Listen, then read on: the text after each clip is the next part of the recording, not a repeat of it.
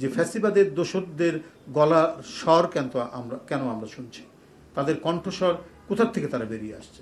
ওই যে আমরা বলেছি যে একটা হতে পারে একটি রাজনৈতিক দলকে যখন দমন করা হয়, সে রাজনৈতিক দলের যদি স্বচ্ছ নীতিমালা থাকে, সততা নিষ্ঠা থাকে, তাকে দমন করা যায় না। যেমন 15 বছরের ফ্যাসিবাদী জাঁতাকলের মধ্যেও আমরা নানাভাবে নানা কায়দায় আমরা আমাদের কণ্ঠস্বর, আমরা আমাদের উপস্থিতি বজায় রেখেছি।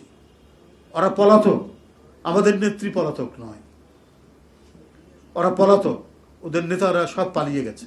ওরা যেটা করছে, তাদের কাছে আছে প্রচুর টাকা, অনেক টাকা পাচার করেছে, কিছু টাকা তো রয়ে গেছে। এগুলো দিয়েই তারা বিভিন্ন ধরনের খুনে বাহিনী, ভাড়াটিয়া বাহিনী তারা তৈরি করে বিভিন্ন জায়গায় আক্রমণ করছে। না হলে রাত 3টার সময় মানবেন্দ্র ঘোষের বাড়িতে তারা কিভাবে আগুন দিল, একটি গ্রামের মধ্যে, একটি বাড়ির মধ্যে। তো সুতরাং এটা তো হচ্ছে একটা মানে ক্রিমিনাল অফেন্স। ক্রিমিনাল অফেন্স এটা তো দমন করবে সরকারের আইন শৃঙ্খলা বাহিনী, তার যে আইনি যে প্রক্রিয়াটা আছে তারা সেটা করবে।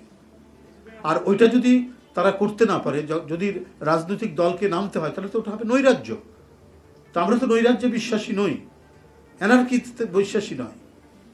এটা নামবে হচ্ছে সরকারি বাহিনী, তারা সেই জিনিসটা করবে।